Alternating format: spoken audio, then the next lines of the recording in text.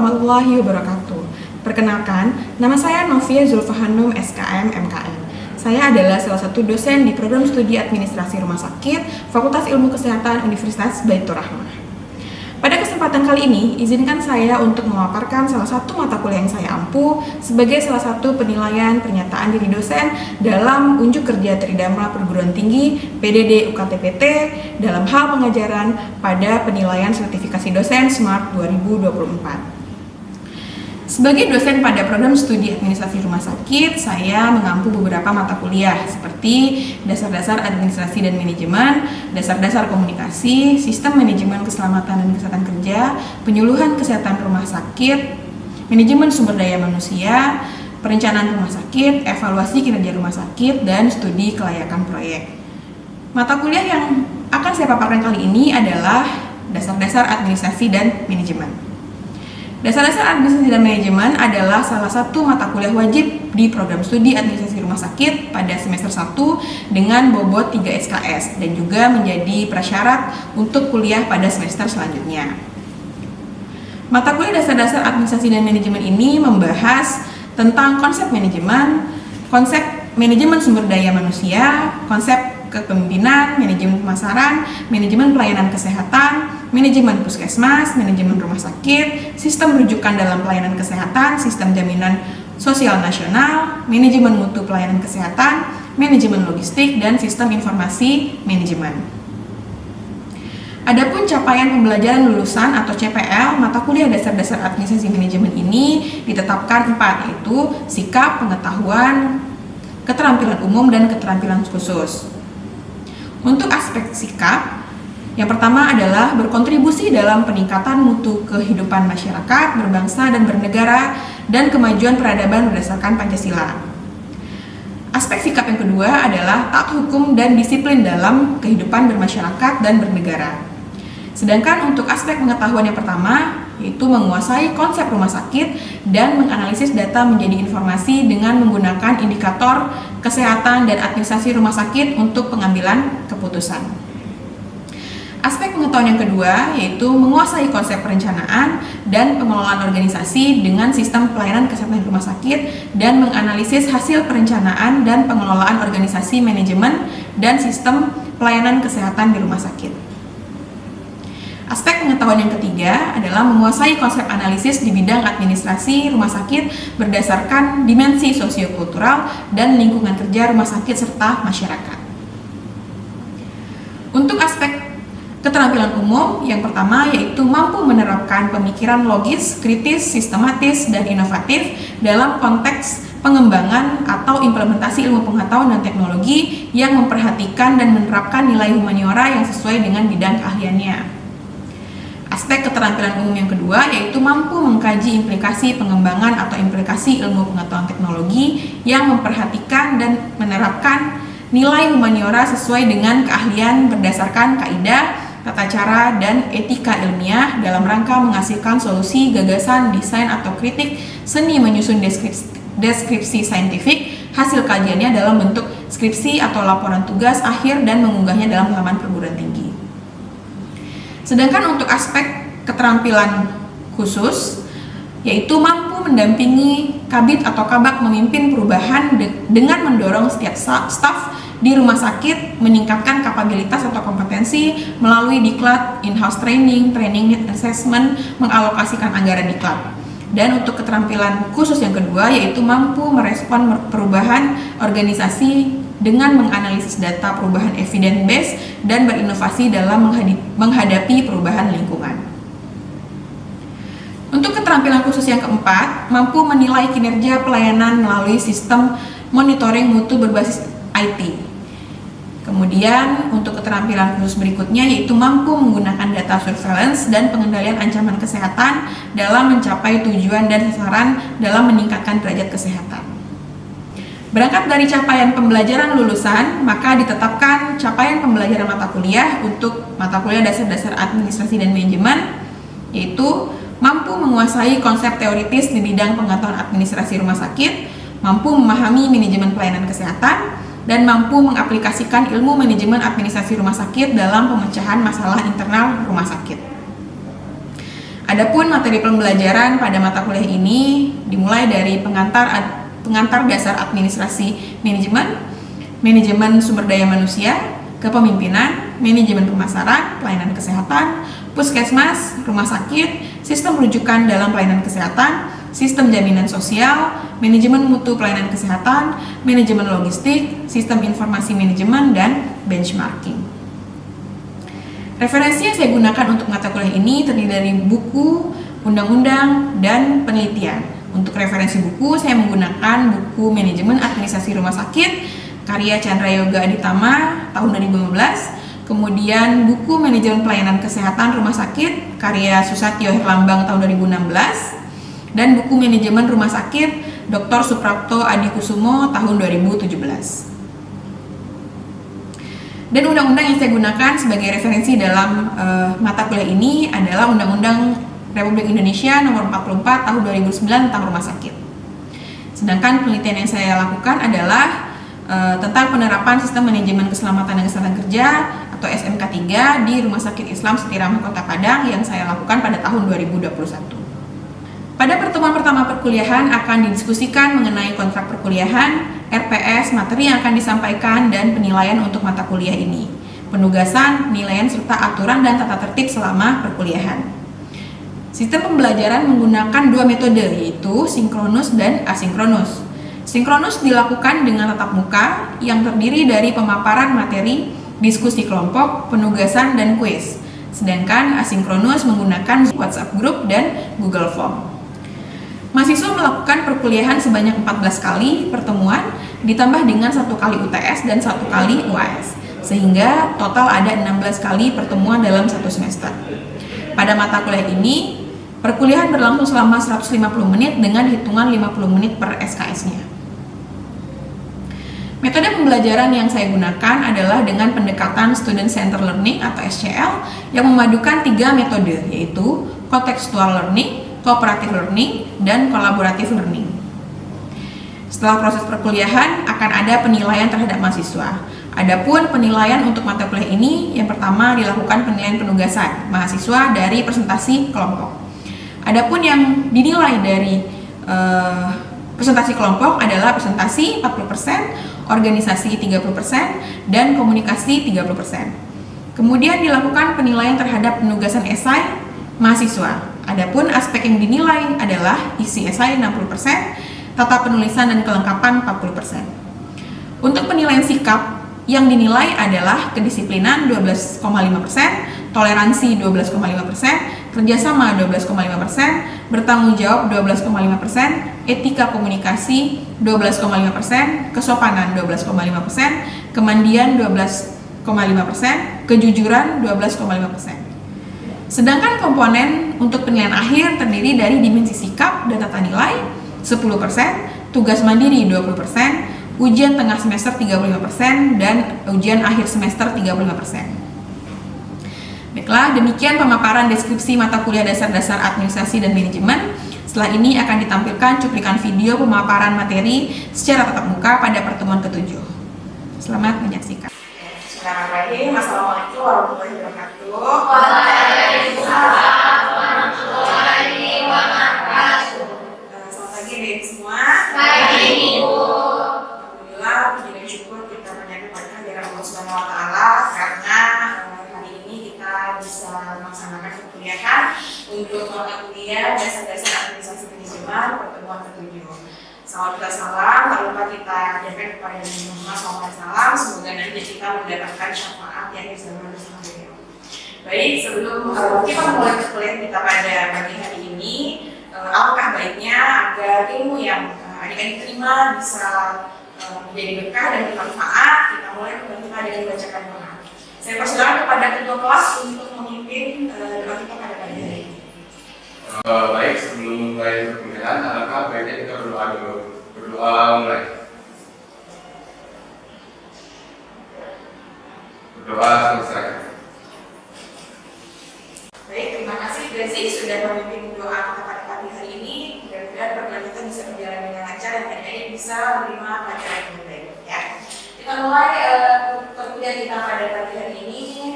Seperti yang saya sampaikan sebelumnya bahwa materi kita adalah tentang manajemen rumah melanjutkan materinya, siapa yang bisa menjelaskan materi minggu lalu, yaitu tentang manajemen pelayanan kesehatan? Baik, silakan. Baik, terima kasih kepada Ibu. Perkenalkan, nama saya Tiara Masari dari dengan MDM 2104. Untuk pertemuan sebelumnya, yaitu tujuan pelayanan kesehatan yang pertama untuk memberikan pelayanan yang bermutu tinggi kepada pelanggan. Yang kedua, yaitu untuk menumbuhkan rasa keputusan pelanggan agar dapat menentukan pelayanan apa yang akan diterima oleh pelanggan tersebut. Yang ketiga, untuk menumbuhkan rasa kepercayaan pelanggan mengenai produk ataupun jasa yang telah ditawarkan. Yang keempat, untuk mencegah tuntutan di masa yang akan datang yang tidak perlu yang akan berdampak kepada pihak rumah sakit ataupun pelayanan kesehatan karena pelayanan tersebut telah diberikan secara baik dan benar. Lalu yang berikutnya ada tujuannya itu untuk menumbuhkan rasa kepercayaan dan kepuasan kepada pelanggan. Dan selanjutnya itu ada untuk menumbuhkan rasa kepercayaan pelanggan dan bagaimana pelanggan tersebut dapat bertahan di rumah sakit tersebut untuk menerima pengobatan selanjutnya. Dan untuk ruang lingkup manajemen pelayanan kesehatan, yang pertama ada manajemen sumber daya manusia, yang kedua manajemen keuangan yaitu mengurusi mengenai cash flow, yang ketiga ada manajemen logistik yaitu mengenai obat-obatan dan keperluan perawatan. Selanjutnya ada manajemen pelayanan kesehatan dan sistem informasi manajemen yaitu mengurusi tentang bagaimana pelayanan kesehatan. Baik, sekian Ibu, terima kasih. Baik, kira-kira terima kasih atas penjelasannya ya, sangat lengkap dan sangat bagus sekali dari Kak bahwa manajemen kesehatan itu sangat penting ya, karena dengan adanya manajemen kesehatan kita bisa memberikan pelayanan kesehatan yang begitu bagi seluruh masyarakat ya, sehingga nanti derajat kesehatan bisa meningkat ya. Bisa dipahami untuk materi minggu lalu ya? Jadi kita lanjut untuk materi selanjutnya untuk pertemuan kita hari ini ya. Pertama-tama saya akan buka dulu dengan rumah sakit ya, definisi rumah sakit. Rumah sakit adalah fasilitas kesehatan yang padat kaka, padat karya, padat modal, dan padat teknologi. Kenapa kita bilang rumah sakit sebagai fasilitas yang padat kaka? Karena di dalam rumah sakit itu ada banyak profesi ya. Ada dokter, kemudian ada bidan, ada perawat, ada administrasi, ada keuangan ya. Kemudian ada rekam medis, ada laboran, makanya ini dikatakan sebagai fasilitas kesehatan yang padat kaka. Nah, kemudian padat karya, ya, padat karya di mana di sana nanti mereka menghasilkan berbagai macam pelayanan, ya, jasa dan pelayanan. Kemudian padat modal, kenapa dikatakan padat modal? Karena membutuhkan modal yang cukup besar, ya, baik itu modal secara operasional, modal obat-obatan dan lain sebagainya. Ya. Kemudian padat teknologi. Ya, tentu saja karena ketika kita memberikan pelayanan di rumah sakit harus menggunakan teknologi yang baik dan tinggi ya, agar kita bisa memberikan pelayanan yang maksimal. Ya. Baik. Nah, pada zaman sekarang ini tentunya ketika kita mengelola sebuah rumah sakit ada tantangan yang harus kita hadapi ya. Dari berbagai tantangan itu ada beberapa yang harus kita fokuskan ya. Yang pertama dari jumlah rumah sakit ya. Nah, sebagaimana kita ketahui bahwa rumah sakit di Indonesia itu sudah cukup banyak ya, dengan memberikan pelayanan yang cukup spesifik ya. Maka dari itu menjadi suatu tantangan bagi kita untuk memberikan pelayanan yang baik ya.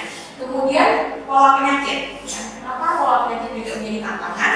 Karena pada saat sekarang ini pola penyakit tidak bisa kita tebak ya, tidak bisa kita perkirakan, tidak bisa kita ramalkan ya. Terkadang dipengaruhi oleh lingkungan juga, dipengaruhi oleh perilaku kesehatan juga, sehingga pola penyakit itu sebarannya sangat luas ya. Nah, kemudian teknologi kedokteran ya. Teknologi kedokteran pada saat sekarang ini sudah sangat maju ya, dimana sesuai dengan perkembangan zaman. Oleh karena itu petugas rumah sakit atau kita sebagai tenaga kesehatan atau tenaga administrasi harus bisa mengikuti perkembangan teknologi yang ada ya. Jadi kita harus up to date terhadap perkembangan teknologi yang digunakan oleh ilmu-ilmu kesehatan maupun ilmu kedokteran ya. Nah, kemudian tantangan berikutnya adalah harapan masyarakat terhadap pelayanan rumah sakit. Nah, kemudian rumah sakit harus dikelola dikelola dengan konsep manajemen yang jelas. Nah ini tadi yang Ibu katakan ya, kenapa kita mempelajari mata kuliah ini pada topik kali ini manajemen rumah sakit ya. Rumah sakit itu harus dikelola dengan konsep manajemen yang jelas ya. Semua harus jelas, mulai dari perencanaan, kemudian pelaksanaan, kemudian pengawasan sampai dengan penilaian dan pengendalian. Oke. Nah, ini salah satu penelitian ya, yang saya lakukan sendiri ya, bahwa suatu sistem atau suatu manajemen, nah, salah satunya ini di Rumah Sakit Siti Rahmah ya. Saya teliti di sana tentang bagaimana rumah sakit mengelola suatu sistem manajemen keselamatan dan kesehatan kerja itu sangat berpengaruh ya, sangat berpengaruh terhadap rumah sakit ya.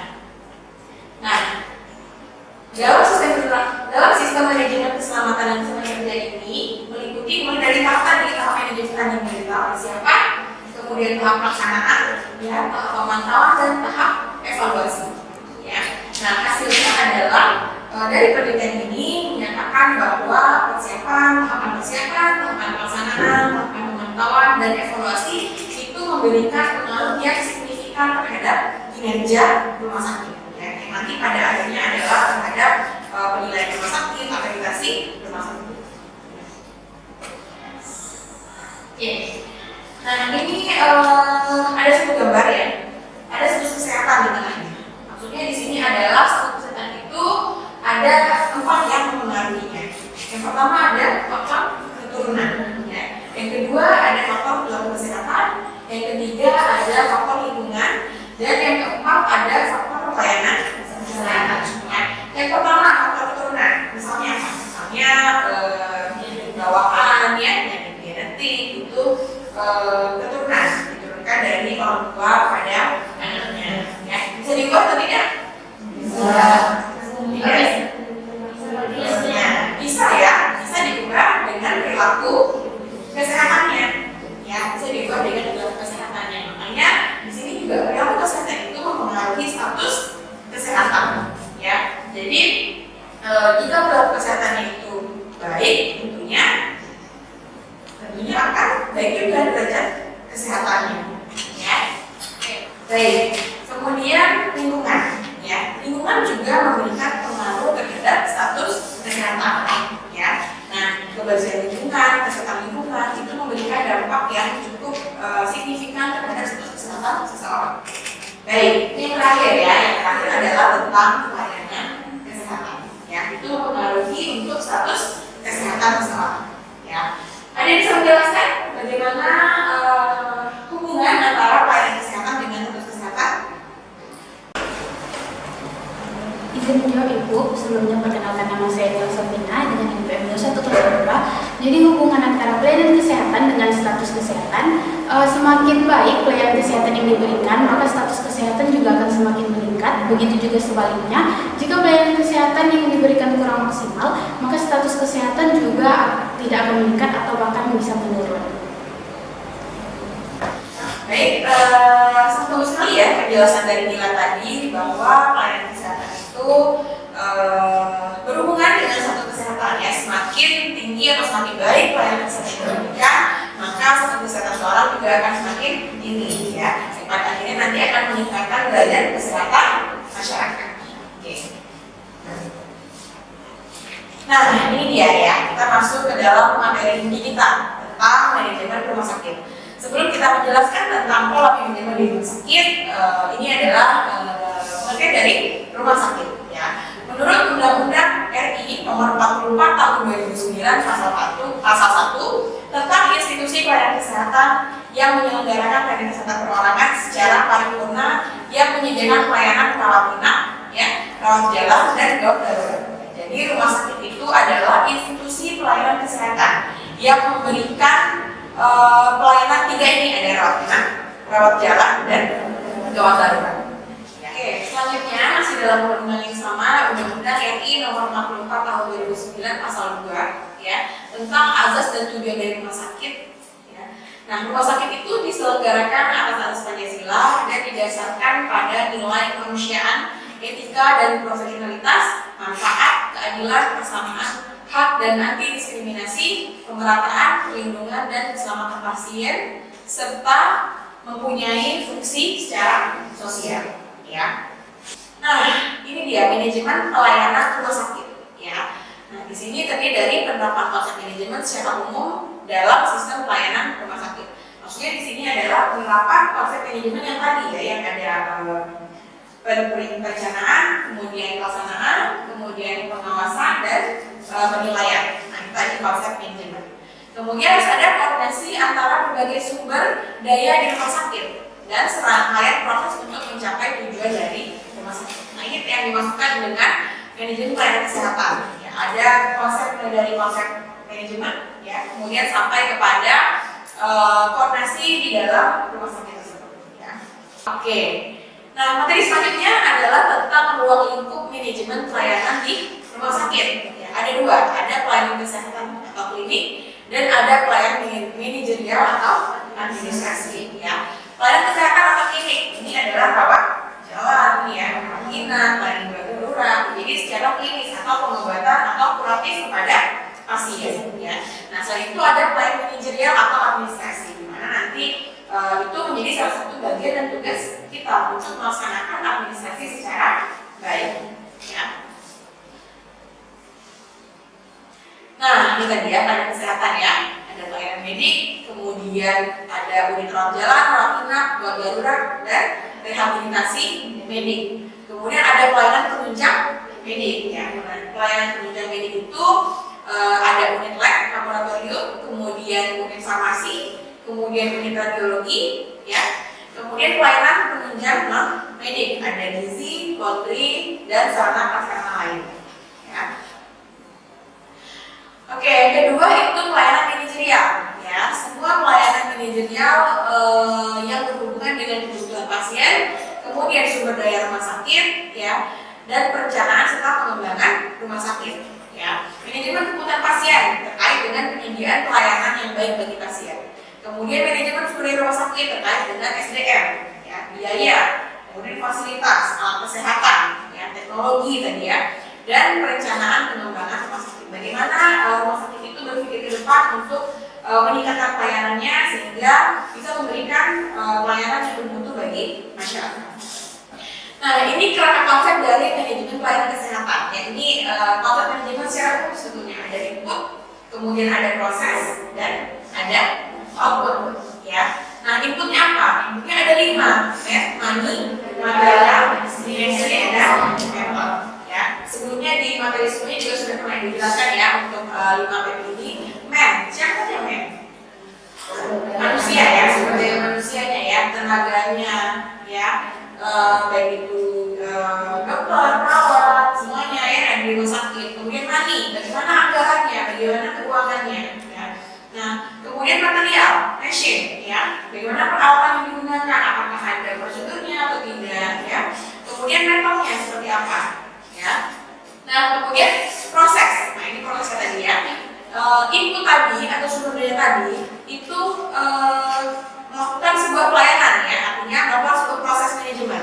Di sini ada planning, organizing, actuating, dan controlling. Ya, jadi mulai dari tahap perencanaan sampai dengan tahap pengawasan dan penilaian. Ya. Nah, yang terakhir adalah outputnya. Outputnya ya paling akhir adalah kepuasan pasien. Ya, tentu saja kepuasan pasien yang menjadi output dari serangkaian proses manajemen pelayanan kesehatan tadi. Ya. Baik, sampai di sini ada yang ingin ditanyakan? Baik, silakan. Baik, terima kasih Bu. Sebelumnya perkenalkan nama saya Ica Effendi dengan NPM 2119. Dari beberapa materi yang Ibu sampaikan tadi, jadi Ibu paparkan terdapat input, proses, dan output. Pada output terdapat kepuasan pasien. Saya ingin bertanya Ibu, bagaimana cara mengukur kepuasan pasien? Sekian Ibu, terima kasih. Pertanyaan yang cukup bagus ya. Jadi bagaimana cara kita mengukur outputnya, yaitu kepuasan pasien. Ya, kepuasan pasien ini bisa kita ukur dengan beberapa cara. Ya, yang pertama dengan melakukan survei. Ya, baik itu survei secara tertulis maupun survei secara lisan. Ya, nah kita menanyakan di situ apakah pasien ada yang komplain Nah, kemudian bisa juga dilakukan dengan cara wawancara mendalam kepada pasien, ya, berupa kuesioner atau dari penelitian dan sebagainya. Nah, dari itu nanti kita bisa mengukur kepuasan pasien. Oke, nah ini tujuan penyelenggaraan dari rumah sakit, ya tentunya untuk mempermudah akses masyarakat untuk mendapatkan pelayanan kesehatan, ya. Kemudian juga memberikan perlindungan terhadap keselamatan pasien dan masyarakat di lingkungan rumah sakit, dan memberikan mutu serta mempertahankan standar pelayanan rumah sakit, ya. Nah, ini bisa dilihat nanti untuk referensinya, ya. Saya ambil dari beberapa buku, ada buku administrasi rumah sakit, kemudian buku pelayanan kesehatan, kemudian buku manajemen rumah sakit, dan juga ada dari peraturan perundang-undangan, ya, undang-undang RI nomor 44 tahun 2009 rumah sakit, kemudian ada juga dari penelitian saya sendiri tentang penerapan sistem manajemen keselamatan dan kesehatan. Oke, sampai sini ada pertanyaan? Oke, jika tidak ada yang bertanya, saya akan memberikan satu pertanyaan. Ya, silakan nanti angkat tangan bagi bisa menjawab. Jadi, apa ruang lingkup dari manajemen pelayanan rumah sakit? Izin menjawab. Baik, silakan. Sebelumnya perkenalkan, saya Muhammad Haji Sakuriti, IM 2019. Izin menjawab pertanyaan dari Ibu. Yang pertama yaitu ada pelayanan kesehatan klinis, yang dimana di dalamnya ada pelayanan medis seperti diagnosis pengobatan. Yang kedua yaitu pelayanan penunjang medis seperti laboratorium, radiologi, farmasi. Yang selanjutnya itu ada pelayanan pembina, perjalanan dan IGD. Yang kedua yaitu manajemen dan manajerial, seperti manajemen SDM, yang dimana di dalamnya tercakup perekrutan, pengembangan dan pelatihan staf. Yang selanjutnya itu manajemen keuangan seperti pengelolaan keuangan, pendanaan dan sumber daya dana. Itu saja dapat saya jawab. Saya tuliskan. Baik, terima kasih. Haji sudah menjawab pertanyaan dari Ibu, ya. Nah, cukup lengkap jawabannya, ya. Jadi itu tadi ruang lingkup untuk manajemen pelayanan kesehatan ada pelayanan klinis dan pelayanan manajerial, ya. Baik, selesai pertemuan kita pada pagi hari ini, ya. Ibu harap bisa mengambil pelajaran dari mata kuliah hari ini. Semoga bermanfaat bagi kita semua, ya. Apakah ada pertanyaan lagi? Ya. Baik, tutup kuliahnya dengan mengucapkan hamdalah. Wassalamualaikum warahmatullahi wabarakatuh. Waalaikumsalam warahmatullahi wabarakatuh. Demikian paparan singkat serta video perkuliahan dari mata kuliah dasar-dasar administrasi manajemen yang saya ampu. Semoga memberikan gambaran kinerja pada bidang pengajaran yang saya lakukan di program studi administrasi rumah sakit Fakultas Ilmu Kesehatan Universitas Baitur Rahmah. Terima kasih. Wassalamualaikum warahmatullahi wabarakatuh.